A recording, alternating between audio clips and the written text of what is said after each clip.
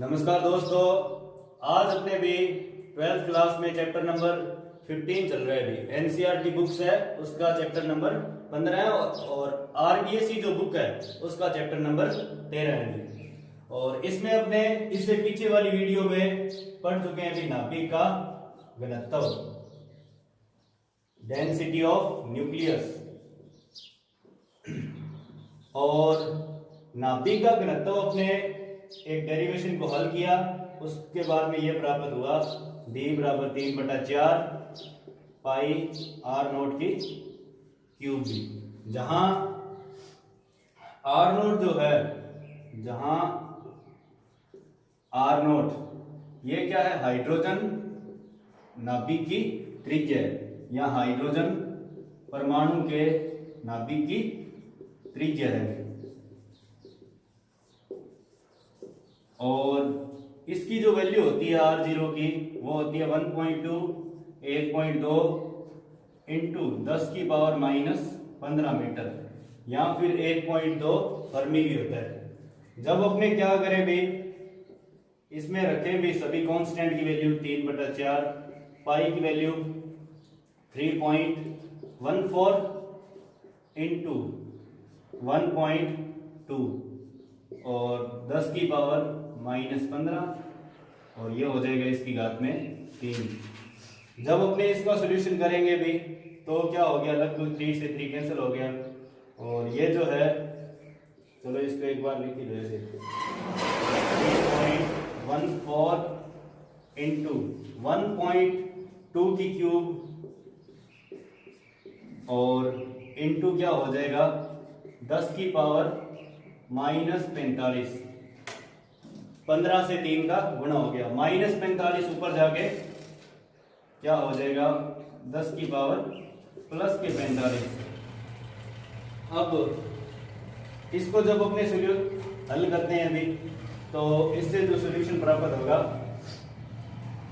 लगभग कुछ भी प्राप्त हो जाएगा। यहाँ पर इसको हल कर सकते हैं हमने, 3 से 3 कैंसिल हो गया और 1/4 इंटू 1.2 और 10 की पावर 45, ये लगभग इक्वल से हैं, ये कैंसिल हो गए एक बार मान लिया अपने। अब इसको हल करें तो और भी अपने क्या है, यहाँ पर क्यूब है, और भी अपने कुछ आंसर प्राप्त हो जाएगा। यहाँ पर कोई कांस्टेंट आएगा और 10 की पावर 45। अब 10 की पावर 45 का मतलब है 0.45 बार आ रहा है, यानी ये क्या है, बहुत बड़ी संख्या उत्तर प्राप्त होगा भी अपने। बहुत बड़ा, इसका मतलब d क्या होगा, अत्यंत उच्च होगा भी, अर्थात नाभिक का जो घनत्व है वो क्या होता है, अत्यंत उच्च होता है। और दूसरा जो है, अब यहां पर अपने देखा नाभिक का घनत्व केवल नियतांक पर निर्भर करता है और किसी अन्य भौतिक राशि पर निर्भर नहीं करता। तो प्रत्येक परमाणु का जो नाभिक है उसका घनत्व क्या रहता है, सेम रहता है। पहली बात तो ये, प्रत्येक परमाणु के नाभिक का घनत्व सेम रहेगा, और दूसरी बात क्या होता है, अत्यंत उच्च। और सभी नाभिकों का क्या रहता है, समान भी, सभी नाभिकों का घनत्व समान रहेगा, क्योंकि d है वो सिर्फ आर नोट भी एक कांस्टेंट है, इस पर डिपेंड करता है, और ये फिक्स है, यानी ये भी फिक्स रहेगा। तो ये आगे से बात समझ में। Yes sir. उसके बाद में भी परमाणु द्रव्यमान मात्रक,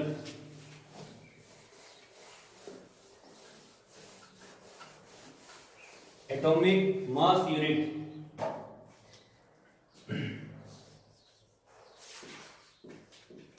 परमाणु द्रव्यमान मात्रक,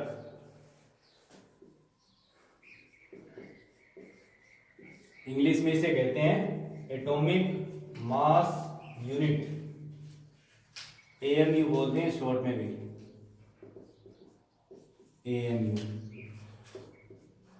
अब एएमयू या परमाणु द्रव्यमान मात्रक क्या है भी, तो ये भी न्यूक्लियनों के लिए परिभाषित होता है। न्यूक्लियंस होते हैं परमाणु के नाभिक में पाए जाने वाले प्रत्येक कण को न्यूक्लियन कहा जाता है। जैसे प्रोटॉन और न्यूट्रॉन हो गए। यहाँ पर इसकी जो डेफिनेशन है या इसका मान है वो कैसे निकलता है अभी, इसके लिए अपने किसी नाभिक में उपस्थित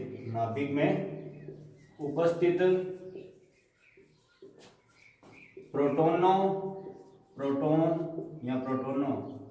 तथा न्यूट्रॉनों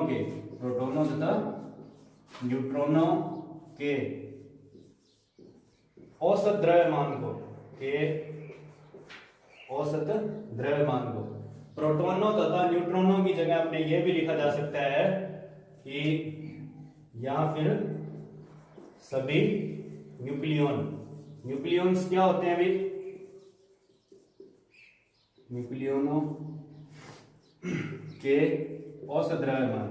नाभिक में पाए जाने वाला प्रत्येक कण क्या है, न्यूक्लियॉन है भी, और वो प्रोटॉन और न्यूट्रॉन होते हैं। औसत द्रव्यमान को परमाणु द्रव्यमान मात्रक कहा जाता है।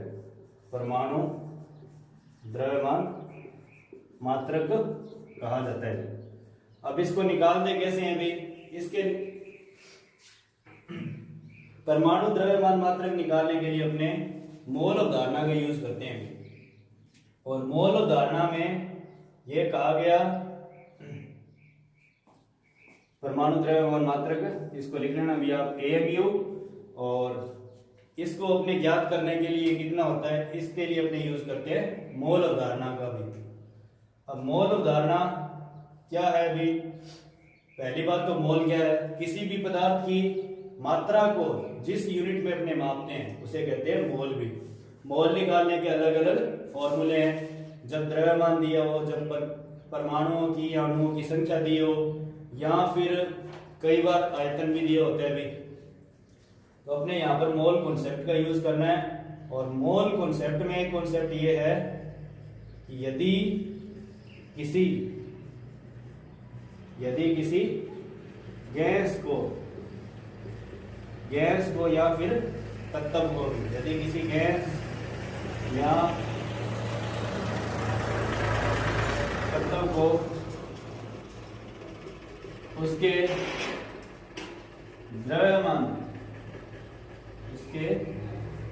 द्रव्यमान संख्या के बराबर ग्राम में लिया जाए तो वह गैस या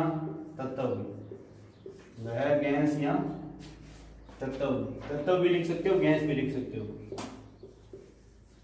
तत्व NTP पर, वह गैस या तत्व NTP पर, नॉर्मल टेम्परेचर एंड प्रेशर, सामान्य ताप और दाब, NTP पर 22.4 लीटर आयतन तथा 6.022 या 23 इंटू 10 की पावर 23 अणु या परमाणु रखती है। ये मोल उदाहरण है। एक मोल गैस जो होती है NTP पर उसका आयतन 22.4 लीटर और अणुओं की संख्या 6.022 इंटू 10 की पावर 23 होती है। अब अपने AMU को परिभाषित करना है। परिभाषित हो गया, इसकी वैल्यू फाइंड करनी है। अब इसकी वैल्यू फाइंड करने के लिए अपने क्या करें भी, इसके लिए किसी न किसी तत्व के संदर्भ में अपने ये वैल्यू फाइंड की जाती है।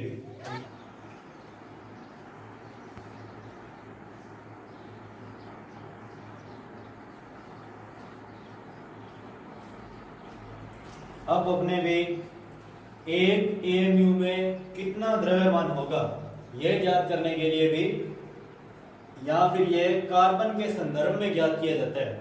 एक AMU बराबर कितना द्रव्यमान होगा, उसके लिए अपने क्या किया भाई, पहले एक मोल कार्बन का द्रव्यमान लिया। एक मोल कार्बन का द्रव्यमान कितना हो जाएगा भाई, 12 ग्राम। उसके बाद में भी 1 मोल कार्बन कह दो, चाहे अपने कह सकते हैं भी 6.022 या 023 इंटू 10 की पावर 23। यहां पर 2 यूज करना है। 6.022 इंटू 10 की पावर 23 कार्बन परमाणुओं का द्रव्यमान, कार्बन परमाणुओं का द्रव्यमान, क्योंकि 1 मोल कार्बन में क्या है भाई 6.022 इंटू 10 की पावर 23 कार्बन परमाणु होते हैं। चाहे ये लिखो या फिर ये लिखो। अब द्रव्यमान को क्या है कैलकुलेशन करने के लिए एसआई मात्रक में चेंज करो भी।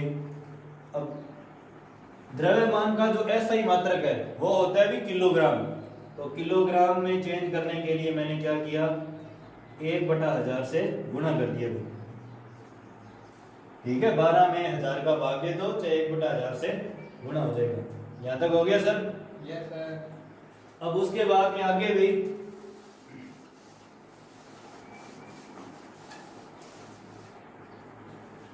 यदि अपने क्या हो एक कार्बन परमाणु का निकालना हो, एक कार्बन परमाणु, क्योंकि अपने क्या है न्यूक्लियनों का औसत द्रव्यमान चाहिए, उसके लिए अपने क्या है भी पहले ये देखने पड़ेंगे भी कि कार्बन में कितने न्यूक्लियन होते हैं, फिर एक कार्बन का भार कितना होगा, फिर उससे क्या होगा ये जो एक AMU बराबर कितना भार होगा वो निकल जाएगा।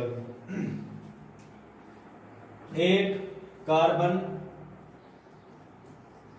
परमाणु का द्रव्यमान भी ये कितना हो जाएगा भी, ये हो जाएगा 12, ये जो है वो चला जाएगा अपॉन में भी 6.022 इंटू 10 की पावर 23, और ये क्या है नीचे 1000 है ही है भी, 10 की पावर 3 लिख सकते हो आप इसको। अब एक कार्बन परमाणु में भी कितने न्यूक्लियन होते हैं 12 न्यूक्लियन होते हैं, 6 प्रोटॉन और 6 न्यूट्रॉन भी, अर्थात क्या हो गया भाई, अर्थात 12 न्यूक्लियॉन्स का द्रव्यमान, 12 न्यूक्लियॉन का द्रव्यमान वो हो जाएगा भी 12 इंटू 6.022, और ये जो है 10 की पावर 26 ऊपर जाके 10 की पावर -26 किलोग्राम हो जाएगा। ये भी केजी में होगा, यहां पर भी केजी में चेंज हो गई। अब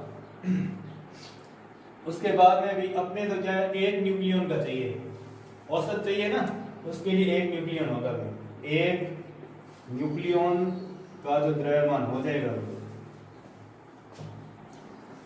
एक न्यूक्लियन का द्रव्यमान, यही क्या होता है एक AMU होता है, एटॉमिक मास यूनिट भी। तो इसके लिए अपने क्या किया भाई 12 इंटू 10 की पावर -26, ये तो है ही अभी 6.022 इंटू ये जो 12 है भी ये गुणा में उधर जाके भाग में हो जाएगा यहाँ पर भी, तो ये 12 से 12 क्या हो गए कैंसिल हो गए भी। जब अपने इसको हल करेंगे ये हो जाएगा 1.67, लगभग 1.66 यहाँ 67 हो जाएगा, ये 1.67 होगा इंटू 10 की पावर -27 किलोग्राम। ये हो जाएगा अभी एक AMU बराबर कितना भार होता है 1.6 इंटू 10 की पावर -27 किलोग्राम। ये हो जाएगा सर? Yes sir. अब ये पेपर में कई बार डायरेक्ट भी पूछा जाता है एक AMU बराबर कितना द्रव्यमान होता है, और इसको क्या कैसे किया जाता है। सबसे पहले अपने 1 मोल कार्बन का द्रव्यमान देखा, वो 12 ग्राम होता है, उससे 1 मोल का अर्थ होता है 6.022 इंटू 10 की पावर 23 कार्बन परमाणु। इसको अपने क्या कहते हैं आवोगाद्रो संख्या भी कहते हैं, आवोगाद्रो संख्या। 1 मोल गैस में जो अणुओं की या परमाणुओं की संख्या होती है वो आवोगाद्रो संख्या होती है। अब उसके बाद में भी एक कार्बन परमाणु का द्रव्यमान निकल गया। एक कार्बन परमाणु में 6 प्रोटॉन और 6 न्यूट्रॉन अर्थात 12 न्यूक्लियन होते हैं। 12 न्यूक्लियनों का द्रव्यमान इतना हो गया। अभी एक न्यूक्लियन का द्रव्यमान निकाला, वो इतना हो जाएगा और वही क्या होता है, एक AMU के बराबर होते हैं।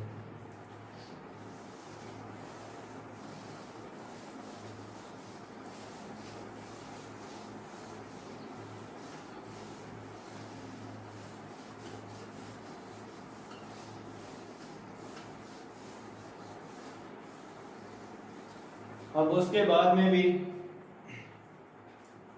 एक AMU द्रव्यमान से प्राप्त ऊर्जा, द्रव्यमान से प्राप्त ऊर्जा, या फिर एक AMU जो द्रव्यमान होता है इसमें कितनी ऊर्जा होगी, इससे कितनी ऊर्जा प्राप्त की जा सकती है। इसके लिए अपने भी द्रव्यमान से ऊर्जा प्राप्त करनी है तो किसका यूज करना है भी, आइंस्टीन ने द्रव्यमान और ऊर्जा के मध्य एक समीकरण प्रस्तुत की, उसका यूज करना है। आइंस्टीन की द्रव्यमान ऊर्जा तुल्यता समीकरण से, ऊर्जा तुल्यता समीकरण से, और वो है भी E बराबर mc², जहां m क्या होता है द्रव्यमान और c क्या है निर्वात में प्रकाश का वेग है भी। तो E बराबर, अब यहां पर एक AMU द्रव्यमान है तो भी m बराबर क्या है, एक AMU द्रव्यमान है भी, और c कितना होता है 3 × 10⁸ मीटर प्रति सेकंड, ये होता है निर्वात में प्रकाश का वेग। अब इन दोनों की वैल्यू पुट की भी, E बराबर m की वैल्यू कितनी होगी, एक AMU। अब अपने किसी भी फॉर्मूले में जब वैल्यू पुट की जाती है तो अपने क्या है भी, इसको SI मात्रक में चेंज किया जाता है।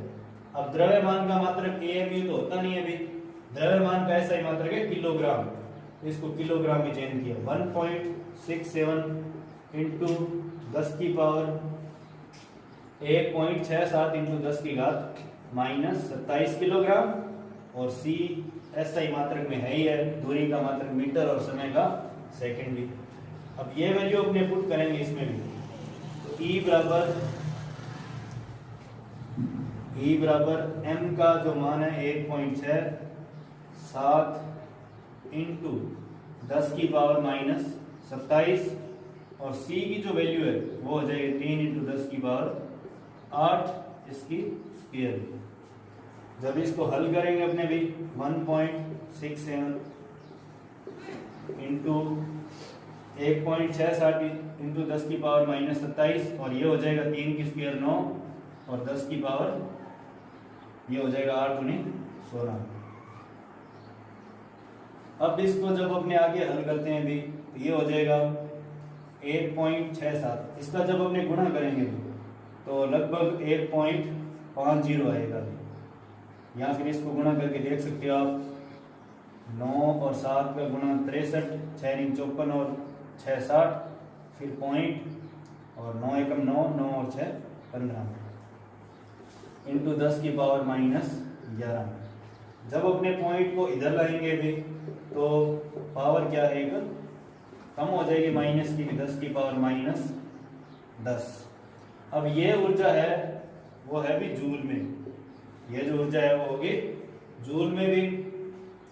अब जूल को अपने क्या है भी इलेक्ट्रॉन वोल्ट में चेंज करना है, तो यहाँ पर 1 जूल बराबर होता है 1/6 × 10⁻19 इलेक्ट्रॉन वोल्ट।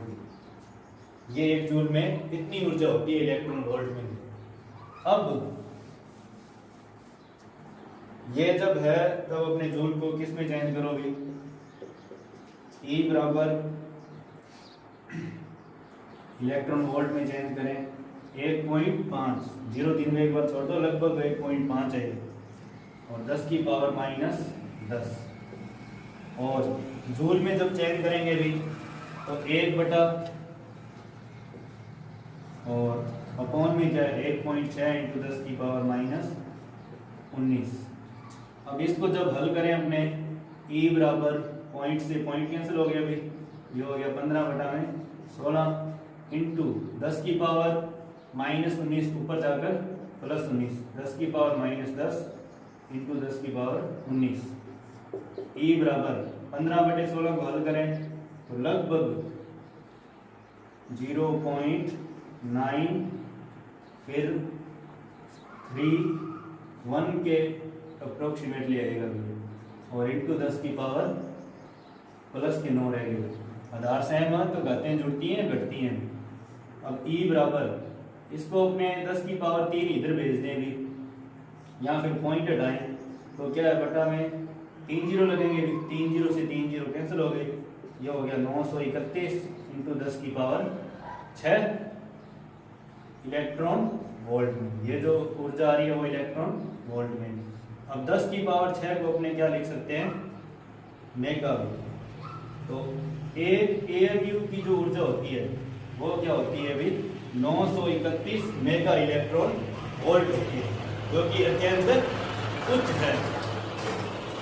इस प्रकार अपने क्या है यहाँ पर आइंस्टीन की द्रव्यमान ऊर्जा तुल्यता समीकरण से एक AMU द्रव्यमान से कितनी ऊर्जा प्राप्त होगी वो फाइंड कर सकते हैं। इसमें कैलकुलेशन में थोड़ी बहुत एरर हो सकती है, वो आप लोग कर सकते हो खुद भी सोल्व उसको। लगभग करोगे तो E बराबर 931 मेगा इलेक्ट्रॉन वोल्ट, जो कि क्या है एक